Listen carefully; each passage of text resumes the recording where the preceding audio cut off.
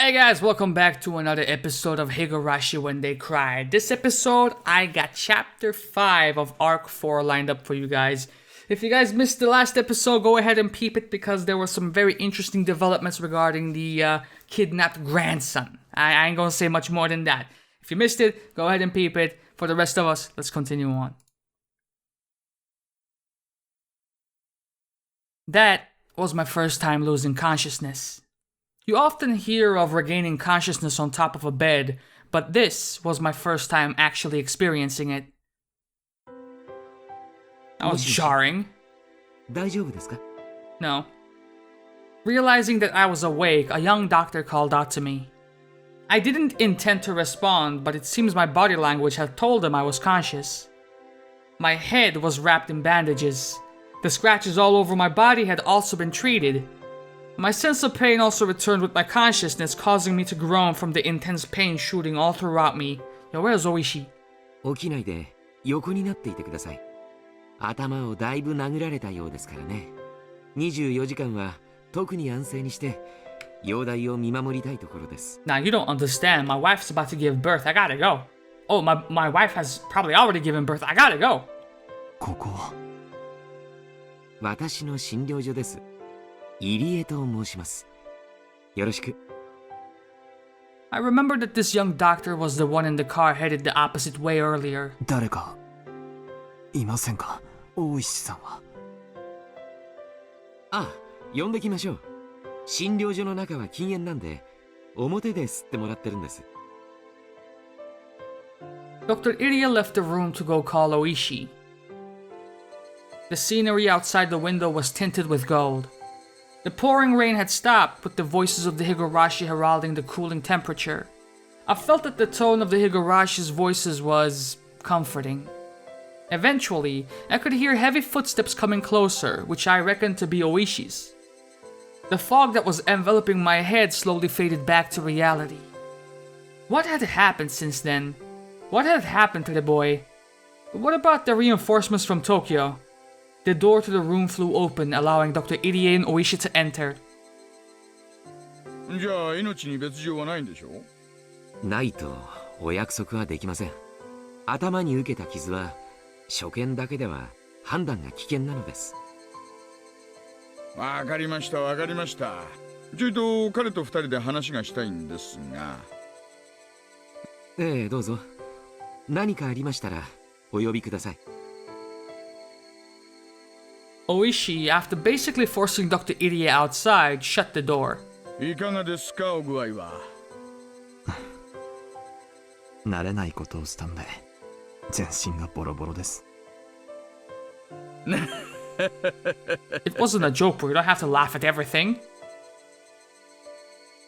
Oishi brought over a folding chair that was leaning against the wall and sat down beside the bed. 犯人たちは逮捕されましたか？残念ながら。とっくに県外へ逃げたか、村人にかくまわれているかのどちらかでしょうね。まあ、逃がしゃしませんが。大臣の孫は？署で保護しています。ただ、東京のあなたのご同僚から一切の聴取は取るなと釘を刺されたらしいですよ。しげちゃんが憤慨してましたっけ？ The kidnapping was a confidential matter, so his custody was also probably being kept under wraps. How the kidnapping of the minister's grandson would be handled, how it would be covered up, treated like it never happened, would be handled by the press. Like, fam, can we talk about your structure? Please? If this case ended without the nation going into an uproar about it, then our job had been done. The possibility that the minister had negotiated with the perpetrators couldn't be ruled out, of course. But something like that was no longer my concern. My role in this case was over. Finito, baby. I'm going home. ご迷惑をおかけします。公安ってやつはいやらしいところだって思ってるでしょ。思いま、お互い日の丸から給金もらって仕事してるだけですよ。Oishi laughed boisterously. When we first met, I was somewhat prejudiced against Oishi, but now that feeling was gone completely. For real, I couldn't have done this shit without you, bro. Thank you. 今回の事件隠さないで大元にしてくれた方がこっちは都合がいいんですけどね。そうすれば黒幕の園崎本家に少しは迫れるんですが。Oh, for sure. まあ適当に迫ったところで圧力がかかるんでしょうがね。やれやれです。大石さんは園崎本家に今後も戦いを？まさか。Bullshit. いろいろと黒い噂こそ絶えませんがね。君子危うきに近寄らない方がいいんですよ。ね。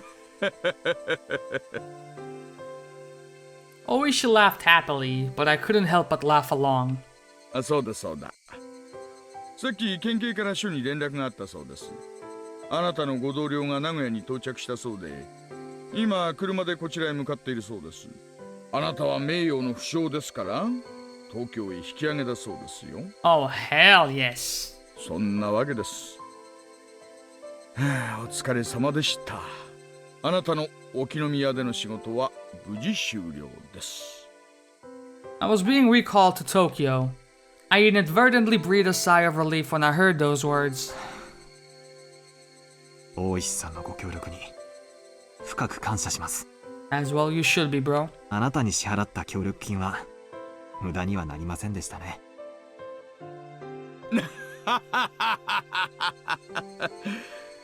あら、冗談のつもりだったんだけどな。Excuse me? Oishi took out his wallet, casually pulled out several large bills, and jammed them into the breast pocket of my shirt. That was a terrible joke. What the fuck? これは協力金の返済じゃないですよ。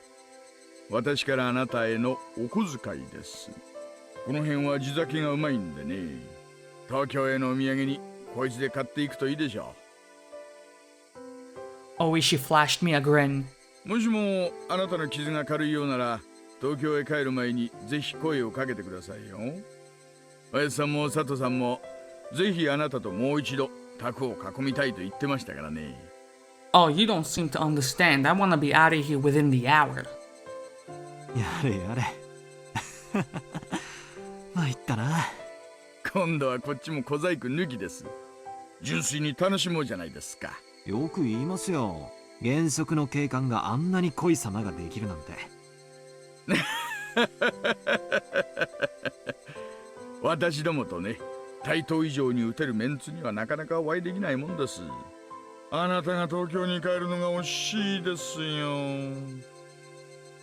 When I heard the words going back to Tokyo from Oishi, I was reminded once again that I was relieved from my duties.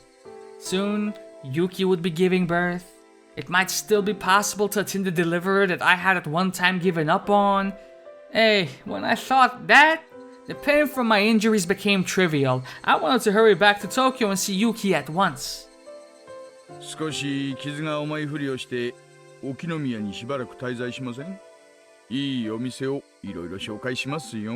Nah, fuck that. I got a wife to get back to. I'm about to start doing squats up in this bitch, bro. もちろん、おごれなんて言いません。Headstand and everything. 申し訳ないですが、それはまたの機会にします。妻の出産日が近いんでね。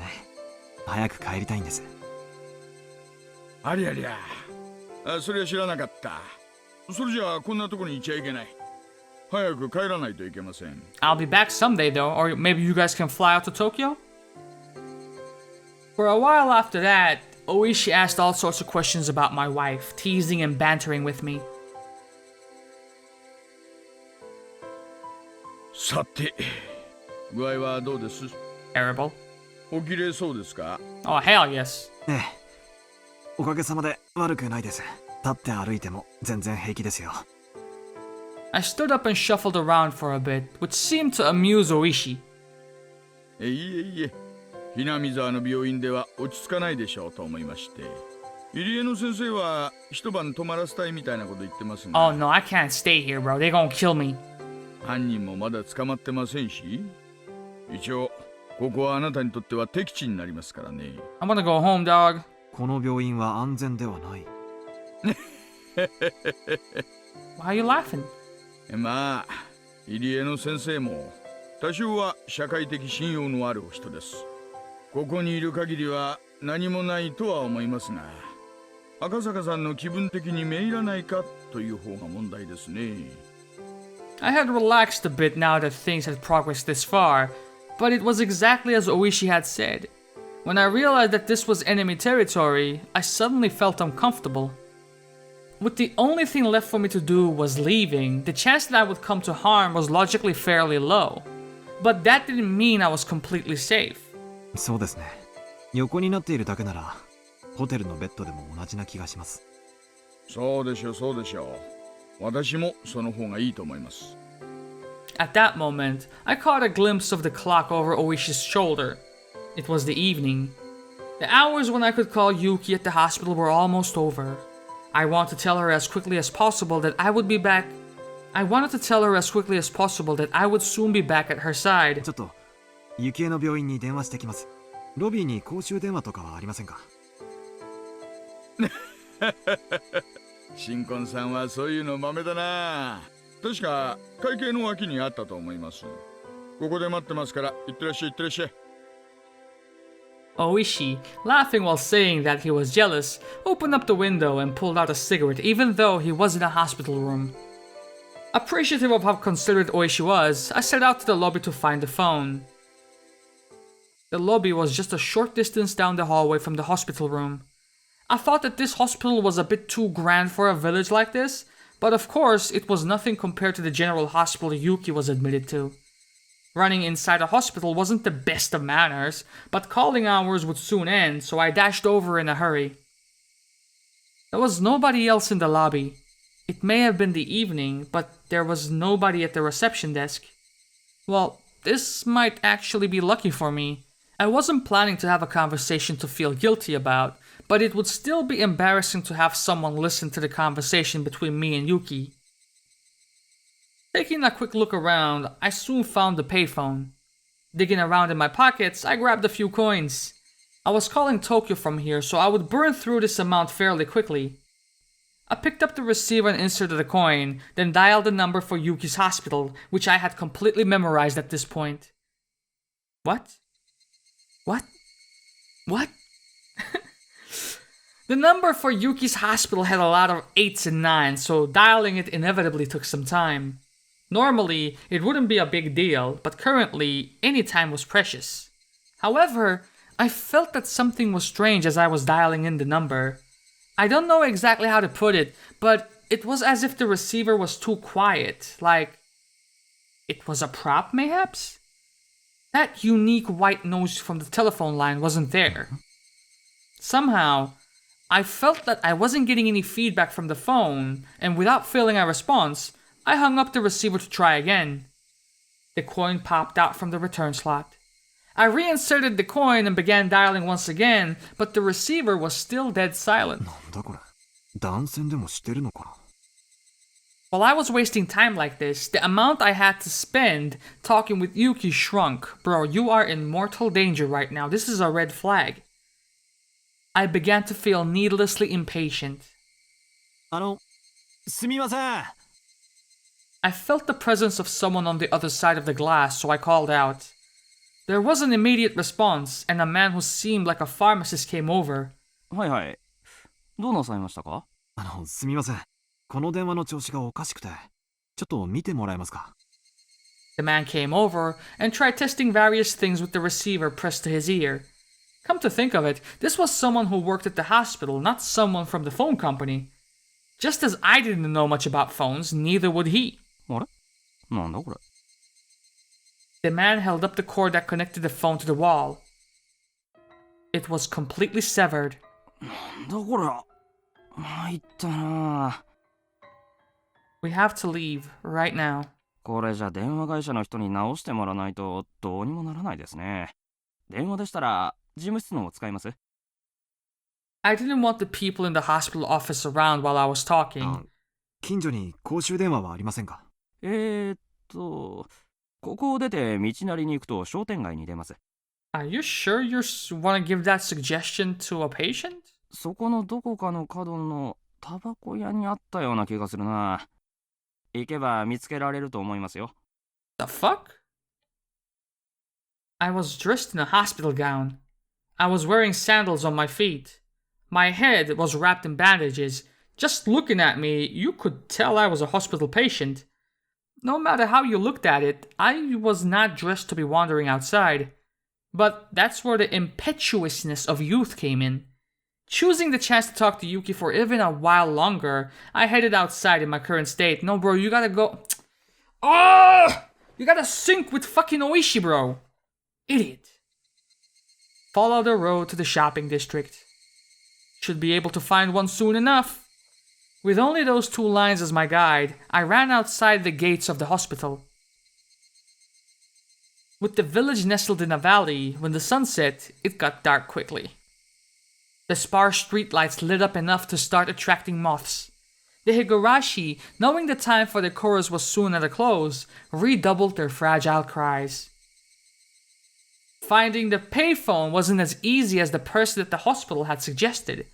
Was it still up ahead? Did I miss it already? Was I just getting farther away? Just as I was about to be crushed by the wave of uncertainty towering over me, I found a shop on the corner with cigarettes written on a small sign. My joy spurred me onwards. Just as I had heard at the hospital, set next to the counter of the cigarette shop was an antiquated payphone. I wasn't wearing a watch, so I didn't know what time it was. I probably didn't have much left though. But it was enough. Just as long as I could tell Yuki my job was done and I would be coming home soon. Picking up the receiver, I slid a coin down the slot. But I felt that something was strange, just like at the hospital. Even after inserting the coin, the phone showed no response. I hung up the receiver and tried putting in the coin one more time. But there was absolutely no response. The phone was dead. It couldn't be. Thinking that, I felt along the cord that protruded from the back of the phone. Doing that, my hands found the end of a completely severed line. What is this? Having now had the same thing happen twice, my bafflement was accompanied by a sense of unease. It seemed that the cord had been severed cleanly by a sharp blade of some sort. And I may be mistaken, but it didn't look like much time had passed since it was cut. How the fuck could you tell that? すみません。すみません。 Opening up the booth window of a tobacco shop, I looked for someone in the dimly lit interior. Eventually, there were the sounds of somebody plodding down some stairs and an old lady appeared. The old lady's plodding and lethargic steps, for some reason, only served to make me more frantic. タバコですかいね。 Masaka! 小さまでねんと。タバコを買いたいわけじゃないんです。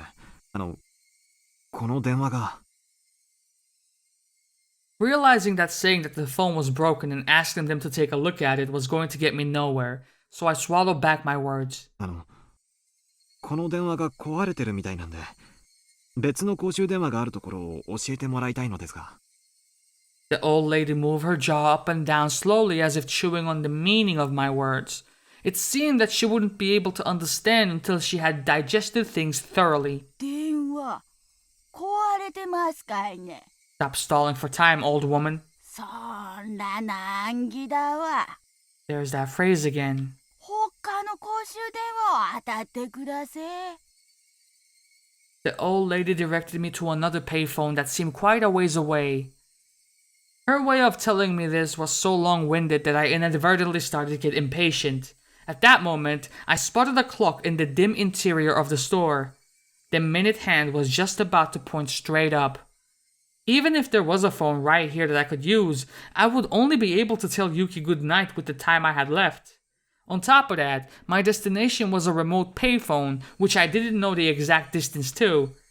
So, if I was of a normal state of mind, deciding to give up the phone today would have been the natural thought process.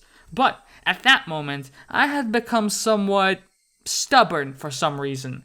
Unable to use the phone in the hospital, and coming out here and still being unable to use one, there was no mistaking that I had become quite insistent on using a goddamn functioning phone!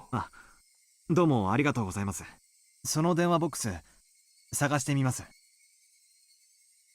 Refusing her offer to draw me a map, I left the tobacco shop. According to the old lady, even though the phone booth was quite far away, it would be easy to find. If I just followed this road straight down, I would eventually find it. Sandals flapping as I ran, I couldn't help but laugh at myself.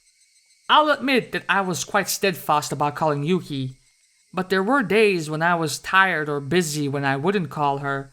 Even today, my entire body was covered with injuries and I was dead tired. On top of that, there wasn't much time left.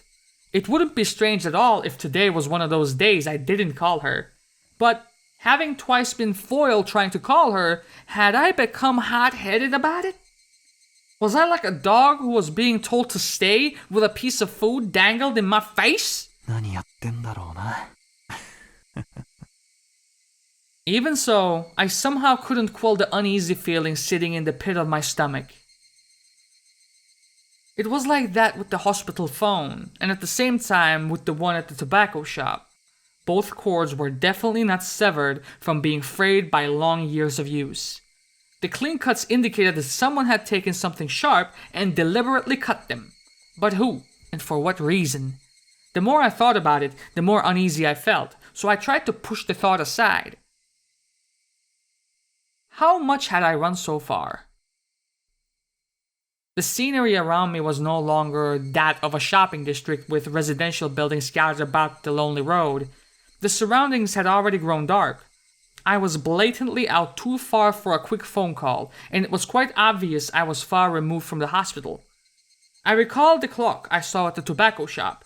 It might almost be time. I had run for quite a bit, so my breathing had grown quite ragged. If I had just wanted to hear Yuki's voice, I should have just thrown away my reservations and borrowed the phone in the office, for sure. I regretted it a little. Well then, was it about time to give up? Just when I thought that, I saw the light in front of me. I had finally found it. It was a phone booth. Aw, shit. It seemed that the light in the phone booth had recently been changed, as it shone with a vivid white light. Although in the gloom of Hinamizawa, it was nothing more than a gathering spot for moths. But in any case, I had finally found it. As my hand touched the door of the phone booth, I realized that I was breathing and sweating heavily. I didn't know what time it was right now, but even if it was just for a moment, I might be able to get in touch with Yuki. Since I had spent all this effort getting here, turning back without even giving it a try was out of the question. Before I picked up the receiver, another wave of uneasiness washed over me. I was worried that this phone cord might be severed as well. How was the cord in this phone booth? Squatting down, I followed the bundle of cables as they ran along the corner into the ceiling. At a glance, nothing was out of the ordinary. I ran my fingers as far as I could along the line to check it out. The only thing they found was a thick layer of dust. Nothing out of the ordinary. I wonder if it was popular in Hinamizawa to cut the cords of payphones as some sort of tasteless prank. It might be prudent to talk to Oishi-san about this later. Even if it was nothing more than a prank, it was still vandalism of public property. In any case, this one was fine, this time. Pulling out a coin from my pocket with one hand, I picked up the receiver with the other. But this time, before the receiver even reached my ear, I felt something was off. The receiver was light. It was more than a slightly unpleasant feeling. It felt almost sickening. To verify the source of my displeasure, I peered at the receiver in my hand with a measure of reluctance. なんだよ、これ。 The coiled cord that connected the receiver to the rest of the phone had been ripped apart. The tip of the cable was swaying in the air. It was all I could do to restrain myself as a raw and unpleasant feeling worked its way up the small of my back. What? It was a type of dread. At that moment, I heard the crunch of somebody stepping on gravel. The light was reflecting off the glass walls of the booth, leaving me unable to see outside into the darkness. I steeled myself and stepped out of the phone booth. The inside of the booth was lit with that strong light, which might have made it warmer in there. Just stepping outside, I could feel a chill wash over me. And there was the silhouette of a person. A small silhouette. 君は The long hair of that silhouette was blown about by the cool breeze. 怪我人が病院を抜け出してはいけないのですよ。 Somewhere in my head, I knew who this girl was. I didn't have any basis for it, but I knew she was that girl. ねえ、赤坂。 She, Rika Furude, said that almost like it was a warning. 君が電話のコードを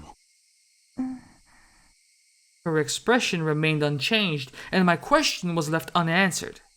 In other words, no response. Regardless, I felt that she affirmed my suspicions. どうしてこんなことをするんだどうして The last word had a tinge of anger behind it. I frantically tried to smooth things out, but she didn't seem very afraid. もうどうにもならないことです。 I interpreted her words as meaning that I wasn't going to be in time for calling hours at the hospital. But thinking about it, that would have been a strange thing to say. Why would she know something like that? I could take what she had said to have any other meaning. She just stood there like a mannequin, not moving an inch. Almost to the point that if the wind wasn't occasionally rustling through her long hair, there would be the illusion that time had stopped. 赤坂が私を気味悪く思っているのがよくわかる。 Good. ああいやそんなことないよ My denial came out almost like a bad piece composed for a poetry slam. But her words were right on the mark. I had always felt something ominous and uncanny about her, ever since her strange threats at the shrine. Don't give me that fucking smile. She had noticed that my expression was contrary to my words, seemingly laughing at the gap between them. 赤坂の怖がり。怖がってなんかいないよ Being laughed at by this small child didn't sit well with me, so I said that. もう電話を探しても手遅れの時間です。そうだな She didn't even have to say it. But I was absolutely too late, bro. You can't be this dense. She's saying you missed the train to go back to Tokyo, bro. I might have already missed the calling hours even by the time I reached this phone booth. I was too late. I had no option but to give up for today. Once I decided that, my unhealthy obsession with phones suddenly faded. Even I thought that it was strange that I was that obsessed. That strange obsession now gone, I began to laugh at how hopeless I was. I mean, just look at what I was wearing. It wasn't normal. A hospital gown and sandals? What are these, fucking socks? My head wrapped in bandages and my body completely soaked in sweat? It was a wonder that the old lady at the tobacco shop wasn't surprised to see me. With wanting to hear Yuki's voice as my motive, I had traipsed around the town the entire evening. I didn't know whether to call it the follies of youth or simply plain embarrassing. In any case, it was all I could do but laugh at myself. もうこれで今夜赤坂がすることは何もないです。そうだなもう何もないよおとなしく病院へ引き上げるさそれがいいのですよ。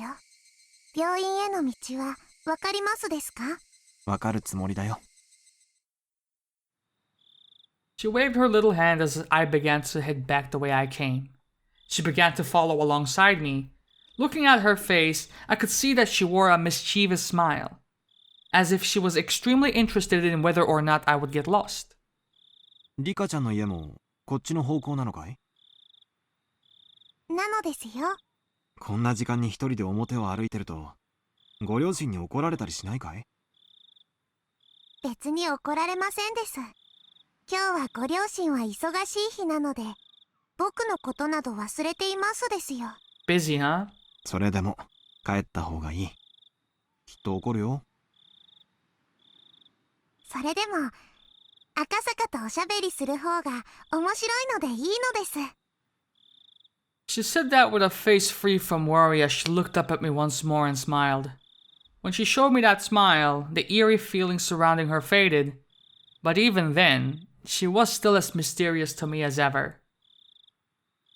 We arrived at the corner I had turned at earlier, but it was much darker than before, and with the point of view changed on the return trip, I wasn't very confident that this actually was the corner I turned at. There is no mistake, it had to be this corner. As I began to move my feet again, the girl grabbed onto my clothes. 赤坂は病院へ戻るのではないのですか？もちろん戻るつもりだよ。道間違えた？ A short moment of silence. Eventually, still holding onto my clothes, she began to walk. It was the beginning of the walk to the hospital this mysterious girl would take me on.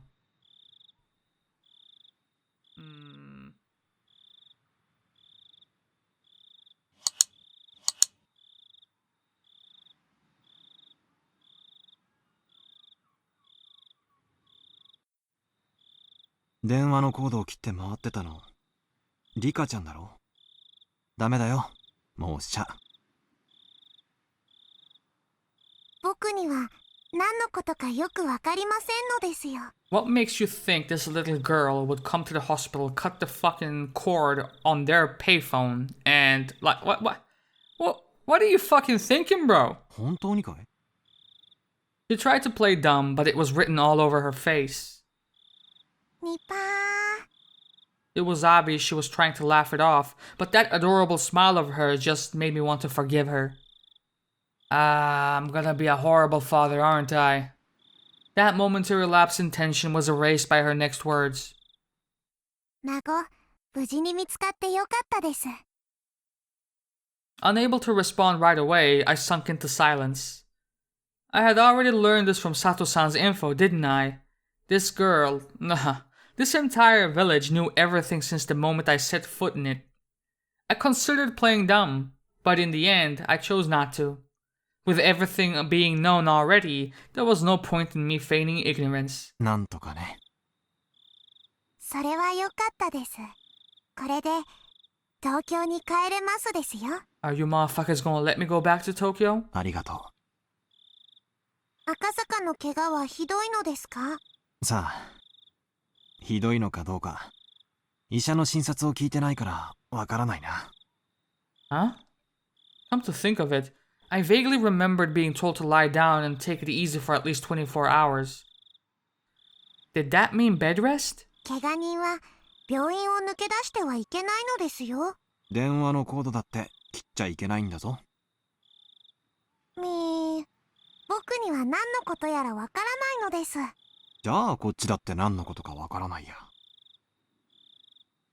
As we played dumb with each other, we both laughed at the same time.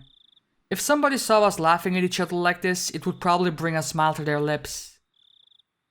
赤坂が生きてこの村を出られる確率は You're telling me? 決して僕は赤坂に死んでほしくはないので、生きて村を出ることができて嬉しいです。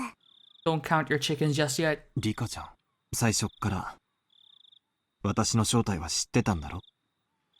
She said nothing but gave a firm nod. なら分かっていると思うけど、私たちはこの村のどちらかというと敵の部類に入ると思う。なのに君はいろいろと忠告してくれたね。 Why did you do that? That's right. She said that at the time. She wouldn't warn somebody that she was okay with dying. She definitely said something like な that. ら私は君に感謝するべきなのかもしれないね。感謝した方がいいのですよ。僕は命の恩人なのです。 Saying that, she puffed her chest proudly. She said it jokingly, but the meaning behind those words were quite heavy. That was because whether I lived or died was a decision that might have been made in a place unbeknownst to me. She said those words with such adorable smile that it took a few moments of silence for their weight to fully settle in. I had been to this place before. The Defense Alliance's office was there. It was the stone steps leading up to the Furuta Shrine.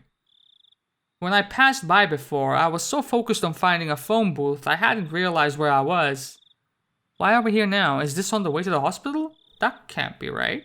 確かこの神社がリカちゃんの家だったよね。まあ、そんなものです。Looking up at the shrine grounds, it was brightly lit and the energetic voices could be heard.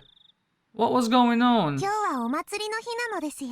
Oh, fuck. お祭り？Hinamizawa村の唯一で一番のお祭り。綿流しのお祭りです。綿流し？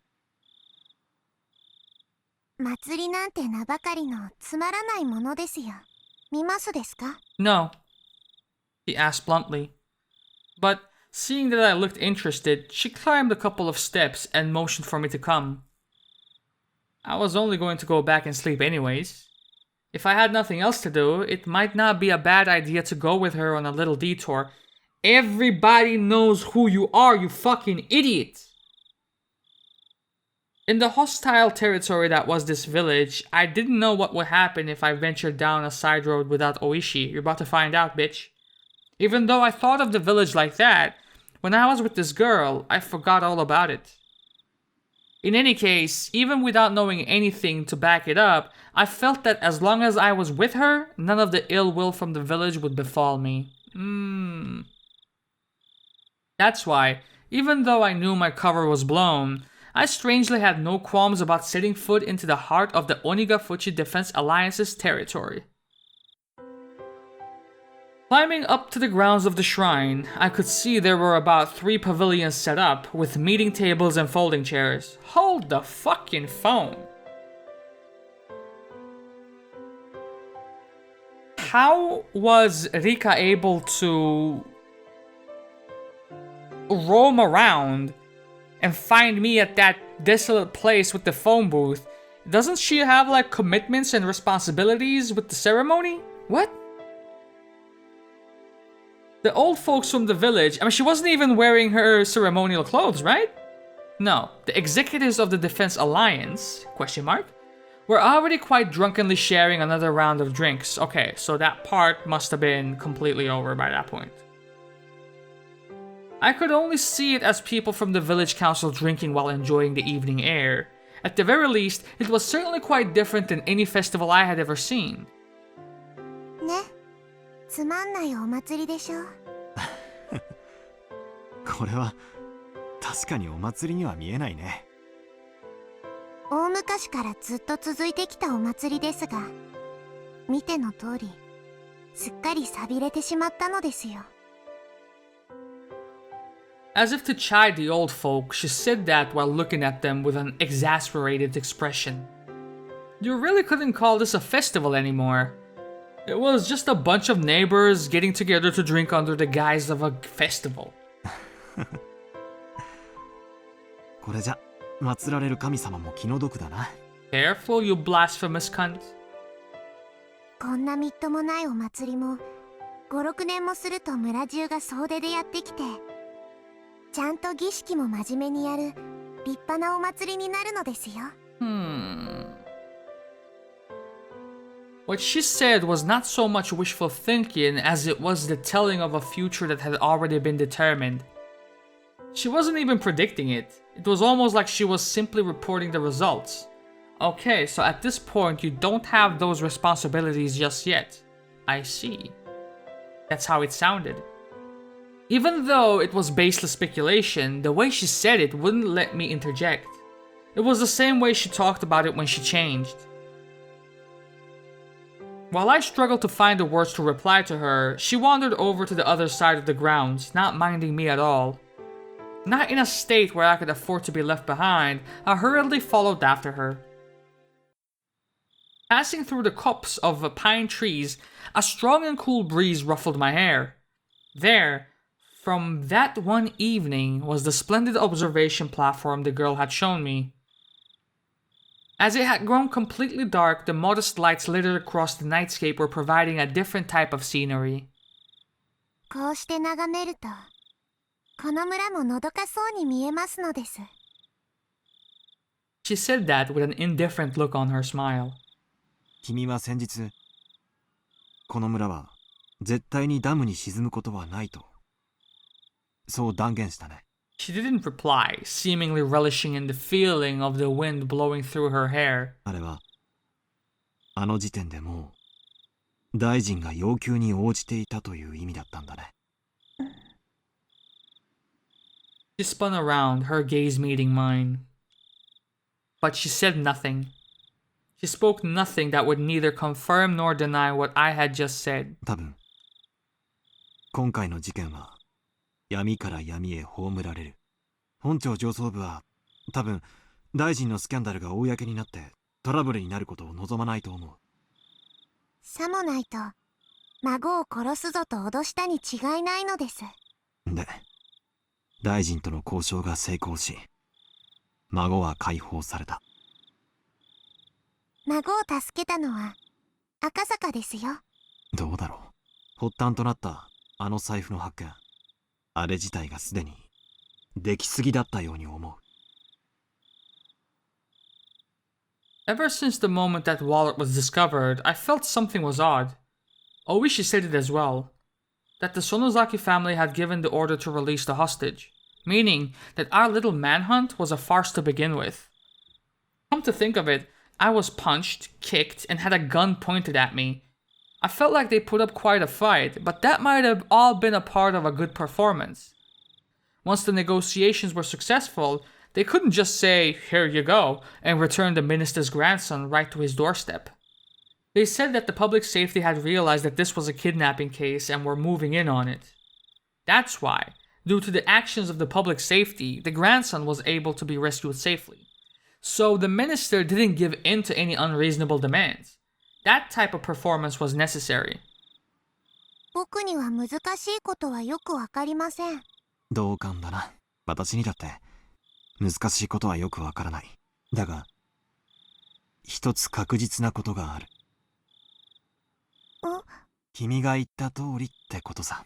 この村はダム湖になんか沈まない。ダム計画なんてそのうちなくなってしまうってことさ。That wasn't something an officer of the law should be saying. But I naturally let those words slip from my mouth. This village may have stirred up all sorts of trouble. But that was because they were protecting their homes. If someone just decided by themselves that I had to leave the house I was used to living in, I would resent them as well.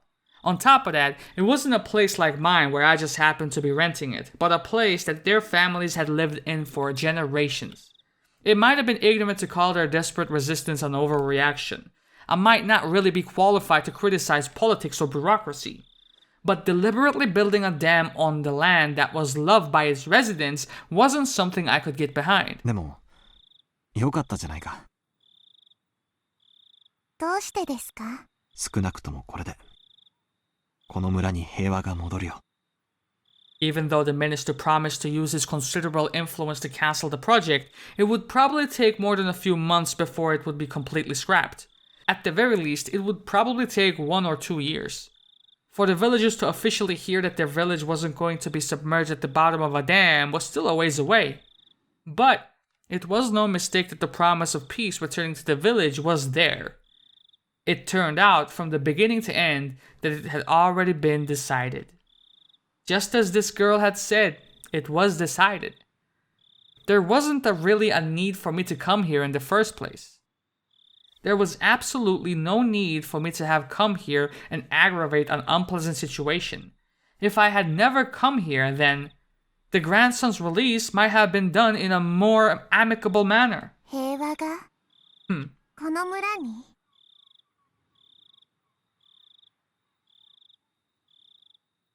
When I nodded, she laughed as if to admonish me.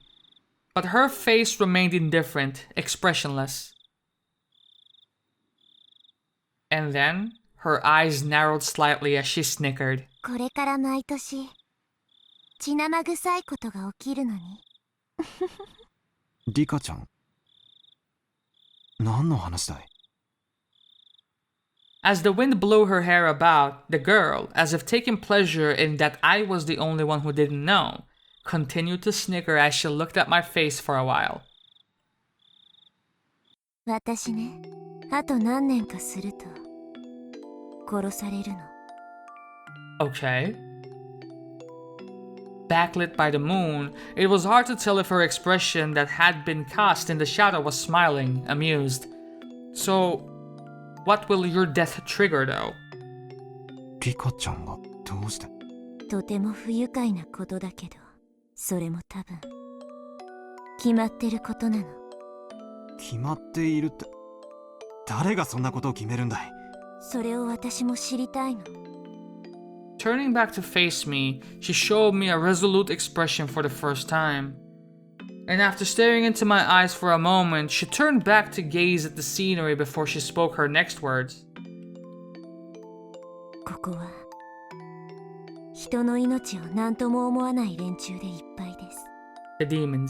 これを伝えても何も変わらないかもしれないけど、でも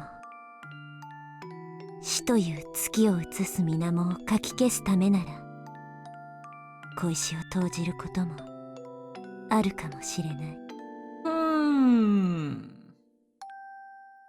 If you want to erase the specter of death, sometimes, like with the reflection of the moon on the water, all you have to do is throw a small stone.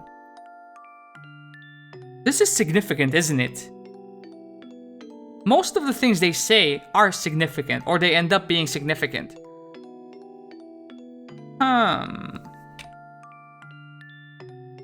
I had no idea what she was trying to say. Same. But I'm sure it will make sense in the future. It's just, I had to listen to every word with my body and soul, or at least that's what I thought. 来年の今日、そう。昭和54年の6月の今日、ダム現場の監督が殺されます。For a moment, I couldn't comprehend what she was talking about. By the foreman, did she mean that gruff old man I played mahjong with? 殺されるって。どうして？ She didn't answer. But she had the same expression on her face as she did when she declared that the dam project would go away. That wasn't the face of somebody making a forecast or a prediction. It was something that was already decided. No, it was as if she was already reporting the results. That sort of expression.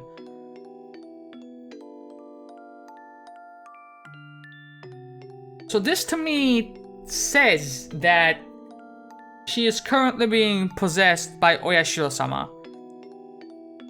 And she can tell the future. She can predict the future. She knows who she's going to kill. Or the deity knows who they are going to kill.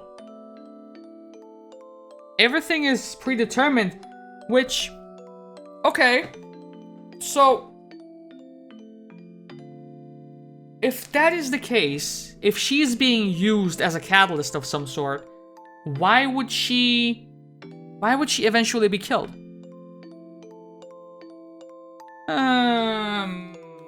恐ろしい殺され方をした後、バラバラ殺人。その翌年の昭和55年の6月の今日、聡子の両親が突き落とされて死にます。 And also, in the beginning of the game, Akasaka-san was waiting for Oishi. And it seems like that was set in the future, right? So... maybe these deaths were never published, like he would not know, but... you would imagine that he would try to keep tabs on it somehow, right? Satoko. It was the first time I heard that name, but I didn't have the courage to interrupt the girl's story. あるいは不幸な事故。 The girl smiled faintly, but she wasn't exactly encouraging me to smile along with the lifeless look in her eyes. そしてさらにその翌年の昭和56年の6月の今日、私の両親が殺されます。 Fuck, imagine sitting on that type of information, bro. そしてさらに翌年の昭和57年の6月の今日、聡子の意地悪おばが頭を割られて死にます。 And now let's get down to the brass tacks. Are you gonna Tomitake-kun for year number 5? そしてさらに翌年の昭和58年の6月の今日、あるいはその数日後か、私が殺されます。 So where the fuck does that leave Tomitake-kun?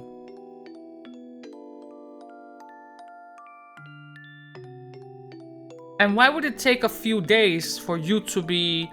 I don't understand.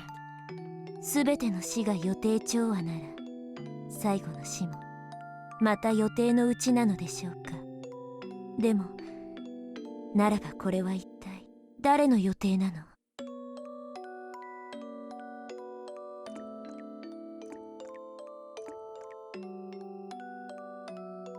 This village is full of murderers and people who have no regard for human life. It would be fine to believe that all the deaths up until 1982 would be the work of somebody in the village. It would be fine to believe that all the deaths that would occur were at the discretion of those who control the village. But that didn't explain what would happen in 1983. There was no way that the last death would fit in with anybody's plans. They had no regard for human life. They would use every means at their disposal to meet their goals, but their goals were at odds with the last death. That's why the last death was unrelated to them. But that last death would definitely, most likely, is it definitely or most likely, bitch? Or probably, without question, happen. Probably, definitely, I dare say. The last death would be a merciful one.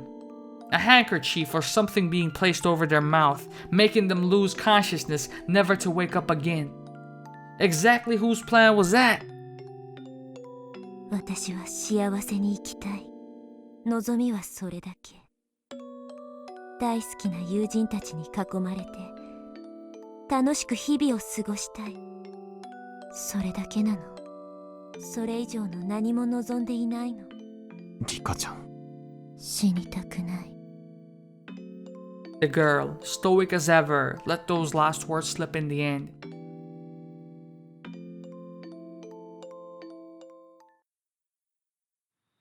Eventually, we were discovered by some drunks.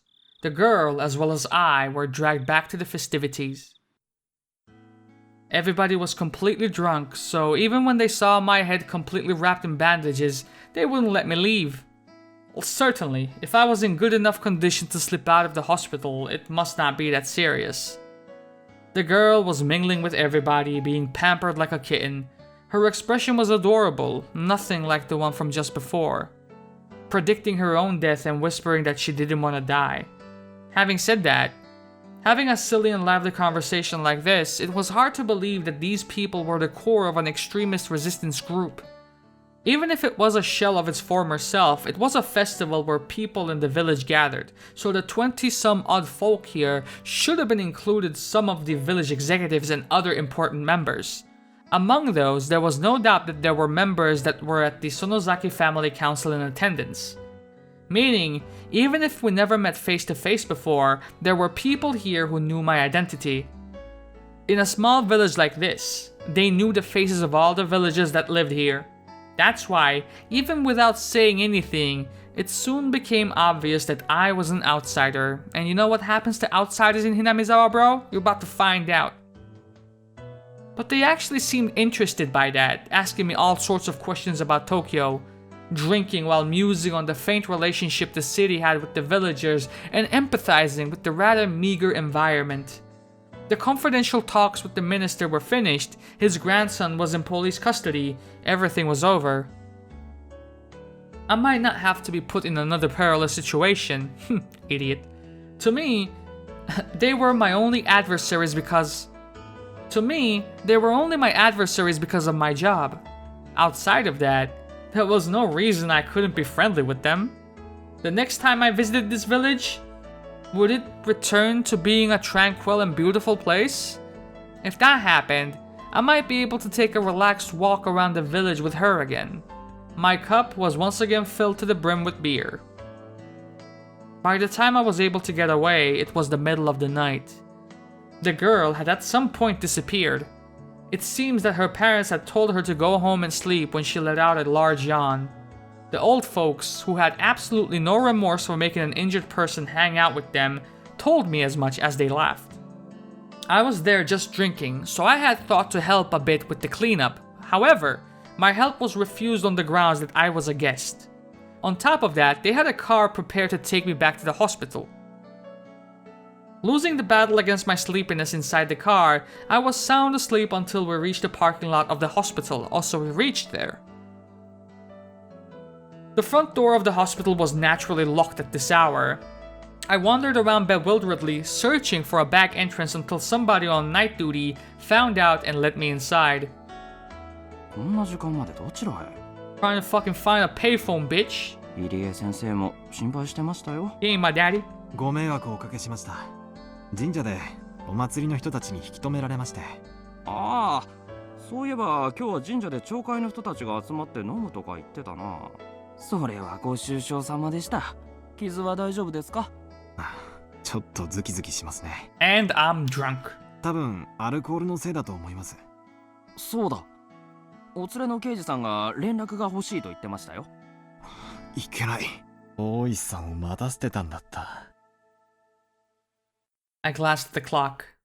No matter how you looked at it, it was way too late to call him now. I'll apologize to him tomorrow over the phone. I returned back to my hospital room and slipped into the bed that was still unmade from the time I went outside. Ah, that's no good. I have to turn off the lights. But my weariness had cut the cord powering my body, lulling me into a deep sleep. Cut the cord powering my body.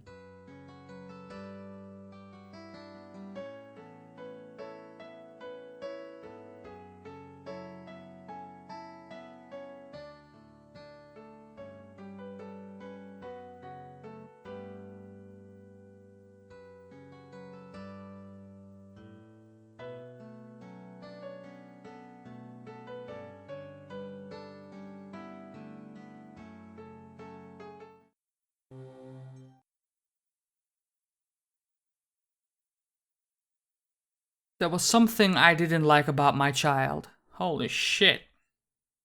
I first realized it when I started writing these things down. They never warn you about it in any books about raising children, but they aren't just a plaything. If they aren't able to feel loved even when they're not doing exactly as their parents want them to, then those parents are failures. This wasn't something like that though. How can I say it? It's probably harder to express with mere words. I just want my child to be average. As long as they aren't falling behind, there wasn't any need for them to excel at something. As long as they acted appropriately for their age, I would have been fine with it. But my child had been different ever since kindergarten. While the children in her class were running around in excitement about the field trip the next day, she only wore a bored look on her face, aloof and distant. When the other kids broke the equipment for the athletics festival and were apologizing fervently, she only wore a bored look on her face, aloof and distant. When the teacher was reading a fun picture book, only she wasn't smiling. Even if they all got to eat a delicious bento, only she wasn't happy. If it was only this, it still would have been in the realm of understanding. However, what I don't understand about my child is that if the aforementioned situations happened again, they would now act in a manner befitting their age. I don't understand the principle behind that as a parent. Why were they indifferent about that field trip but happy about this one? Why were they indifferent about the picture book but happy about this one? Why were they indifferent about that bento but happy about this one? The former and the latter in each situation seem exactly the same to me. There was even times when I thought the former was better. I don't understand that child's feelings. During parent-teacher meetings, the teacher always says the same thing. And I would always respond that I don't understand my own child, and we would mope together. My husband, always the optimist, once said that a young child's feelings are different from an adult's, so if there were some things that we did not understand, we shouldn't worry about it.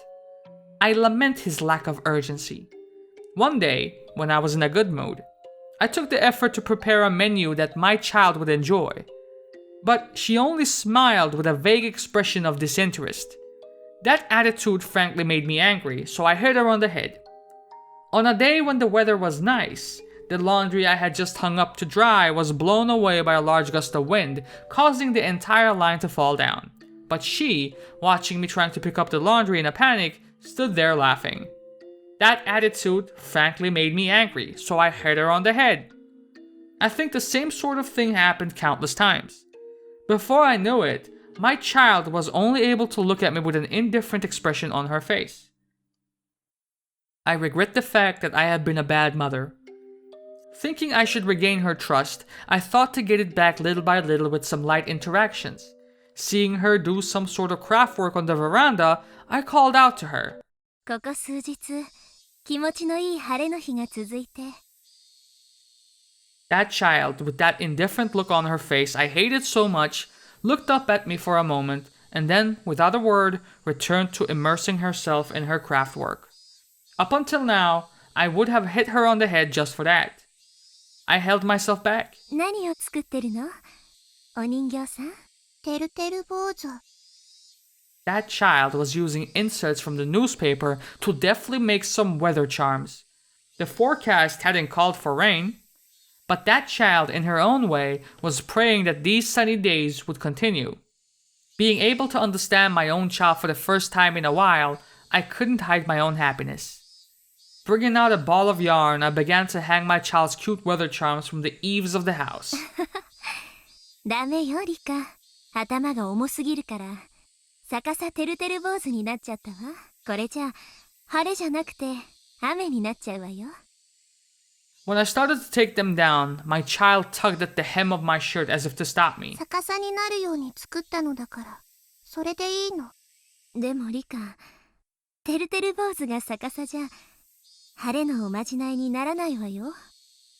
She never said it was a charm for sunny days. 雨が降るようにおまじないをしているから、それでいいの。 I desperately suppressed the emotions welling up inside of me. I was trying desperately to understand my child. そっか。お庭の朝顔が晴れ続きで元気がなくなっちゃったから、雨が欲しいのね。 That child turned to me with an expression that I hated the most. 晴れにね。飽きたの。I don't understand. I don't understand. I just can't understand that fucking child.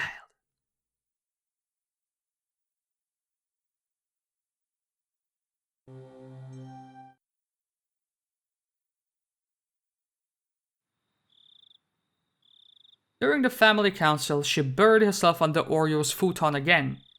Oreo-san dotes on her unwaveringly. No matter whatever insolence my child commits, she doesn't mind. It's almost as though my child is a kitten or something.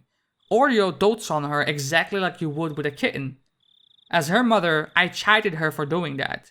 Until Oreo-san had said 3 times that it was fine, I chided her as a formality.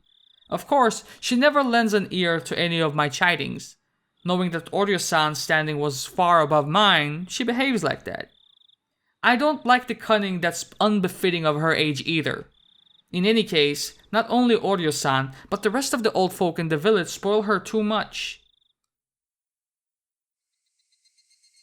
One day, I was surprised.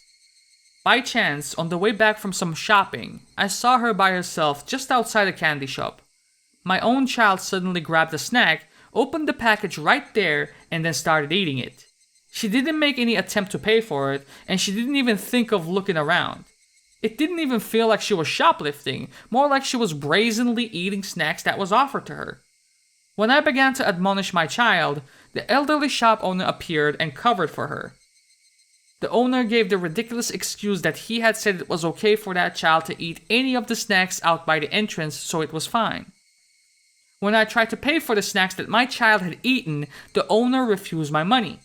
During that exchange, more old folks had suddenly gathered around and it began to feel like I was the one in the wrong. The elderly people all put their hands together reverently in front of my child and repeatedly voiced their respects.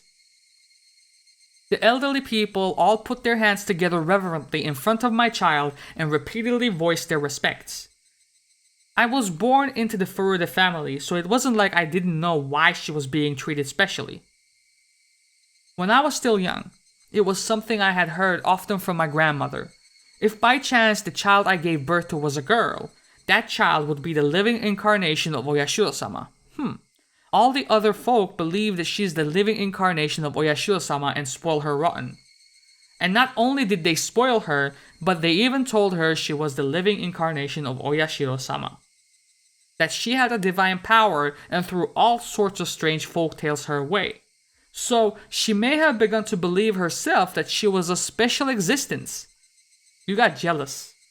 I went around and told everybody that it wasn't good for her upbringing, so stop telling her all these strange things, but there was no uprooting the elderly people's deep-seated superstitions. I told my child not to listen to them, but it ended up being that she stopped listening to me. Between all the old folks in the village who would dote on her and myself who only scolded her, there was no wonder who she would listen to. There was no mistaking that the reason she had become strange was because of the elderly villagers. There was no doubt that they had shoved her full of strange folk tales and superstitions since she was young. If it wasn't for that, there was no doubt that my child would have been cute and normal.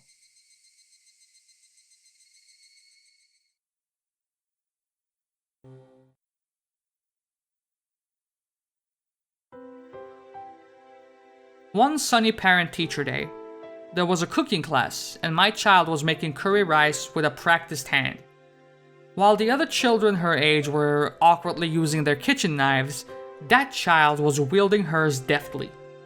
The teacher approached me with a smile on their face, saying that it must be the result of learning it at home. I managed to play it off with a vague smile and nod in response. That was because I had never once taught my child how to make curry rice. Even then, she was peeling vegetables with a practiced hand, adding them into the pot in the order of which took longer to cook. For a normal parent, they might unintentionally clap their hands together happy at their child's actions. But in my case, it was different. There was no mistaking that somebody had taught her how to make that curry rice when I wasn't taking care of her. Thinking that, I quietly fell into an unpleasant mood. When I asked, it seemed that she could also sew and do the laundry. I had never once taught her how to do those things, and again, never saw her do it around the house. Be it cooking, or sewing, or the laundry. Again, that was probably because the elderly villagers taught her all sorts of rubbish when I wasn't looking. Rubbish. And not only that, they probably taught her all sorts of strange superstitions, trying to prop her up as the living incarnation of Oyashiro-sama. I said as much to my husband, suggesting that we should keep our child away from the elderly folk. But my husband, who was in the position of being the head priest of the Furuta shrine, had little power against the elderly who supported it. He took the rather uncommitted stance of saying that as long as she was being doted upon, wasn't it fine? I argued against that. That she was our child and should be a completely normal girl. That what the elderly were expecting, that she was the living incarnation of Oyashiro-sama, was simply odd. The elderly villagers believe that the child has divine powers. We would discuss the weather for a following day, but there were many times when I left the house without an umbrella and came back soaking wet. Rather than having clairvoyance, that was just secondhand knowledge from her watching the news all the time. The things that she knew that she shouldn't have known were just the result of the people who were trying to indoctrinate her and the people who were gossiping getting together in the village. However, there certainly were days when everybody thought it was going to be sunny all day and that child would stubbornly not go out without an umbrella. It would occasionally rain and in the end, we would be saved. There might have also been times when Rika knew of major accidents in foreign countries faster than the news did. I thought that she must have heard it break over the radio or something. Knowing things she shouldn't have, something like that, was in front of me right now, wasn't it? That child was making curry rice when there shouldn't have been anybody who taught her how to. Nah. See, that couldn't possibly be the case. Somebody had taught her, indoctrinated her. When I wasn't taking care of her, somebody had indoctrinated my Rika-chan with something. フルデさんのカレーは大変見事です。先生、花丸をあげちゃいます。ニパフルデさんはお料理を誰に習いましたか？やっぱりお家で？ー。はい、お家なのですよ。The other parents in attendance were impressed. Lies. All fucking lies. I didn't teach her anything. Who was it, huh? Who was it? Who was the person who had completely indoctrinated my child? She was my normal, average daughter, not the living incarnation of Oyashio-sama.